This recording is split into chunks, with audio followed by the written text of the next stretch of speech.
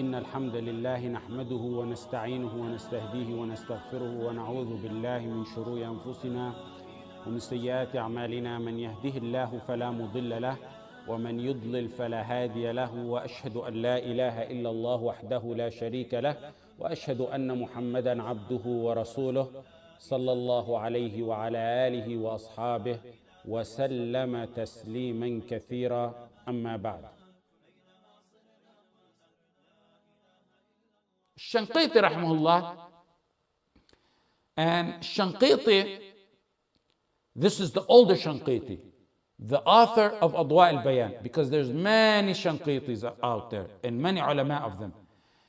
He was my father's teacher, a man that I was a kid when my father was in Medina at that time, and he was a man I wish I laid my eyes on, a giant in ilm.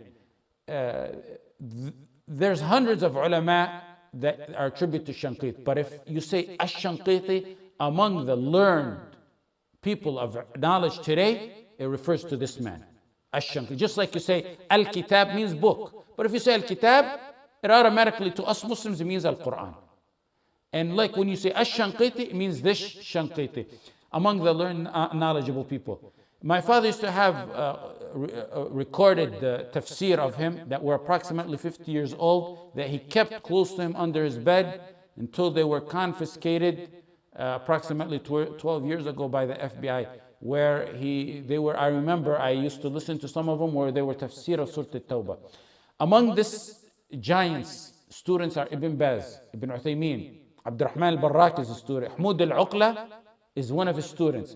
Bakr Abu Zayd is one of his students. Atiyya Salam, rahmatullah alayhim ajma'in, is one of his students. Actually, Atiyya Salam is, I believe, his number one student, because he never departed his side. He found him, he met him, never left him till his last moments.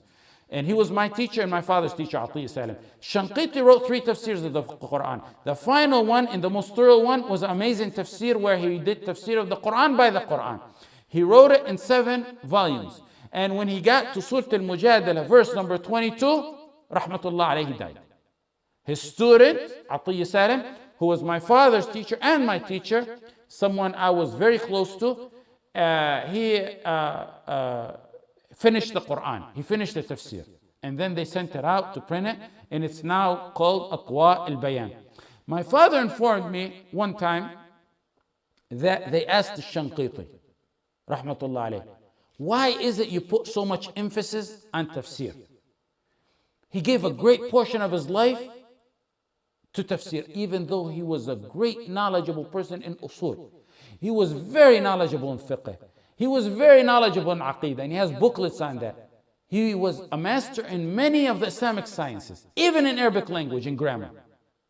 And the answer was, he said, not a single opinion of the opinions of Salaf on any verse in the Quran except I know. He's not bolstering, he's confined in his students. Ulama, brilliant ulama. My father told me he heard that. And of course I love my father and I believe him. May Allah grant him a long life full of deeds. When I returned to Medina alone to study in the Islamic University, I was in the company of Sheikh Atiyya Salam. And one of the times I asked him, I said, did you hear what my father told me? Did you hear it? Sheikh Atiyya said, I remember the day your father asked it, and the setting we were in, and the surrounding of that day. Giants, not an opinion of the Salaf on any matter except he knows it.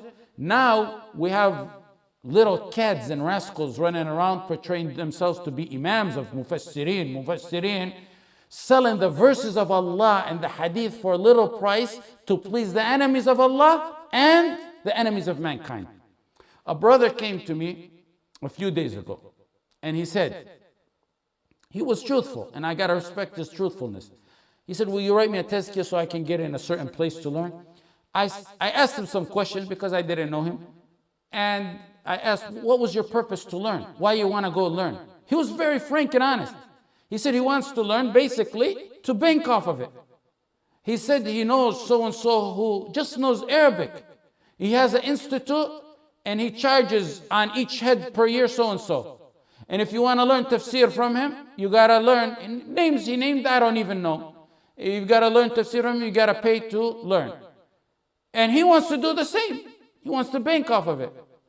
Today, we have unhatched, inferior mufassirin who, when calamity befalls their brothers, the manabir begin to shake in unity with their shouts, one cheering the other, tampering in the verses of Allah, quoting hadith and manipulating their meanings and the meanings of ayat.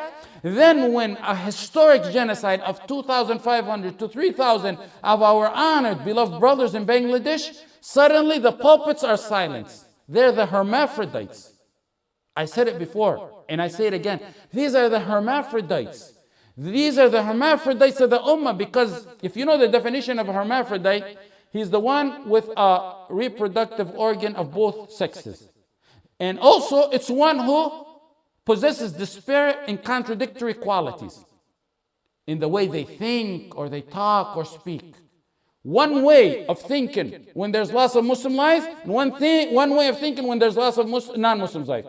The fault really is not on those malignant tumors, as much as it is on those drifters and floaters who follow behind them, the ignorant masses.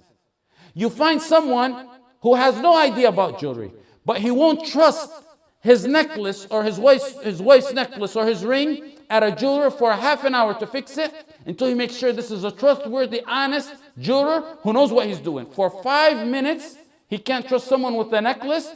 And the same thing with a doctor. He'll go and choose the best doctor and seek and pursue it. But when it comes to his deen, he'll take it from the hermaphrodites.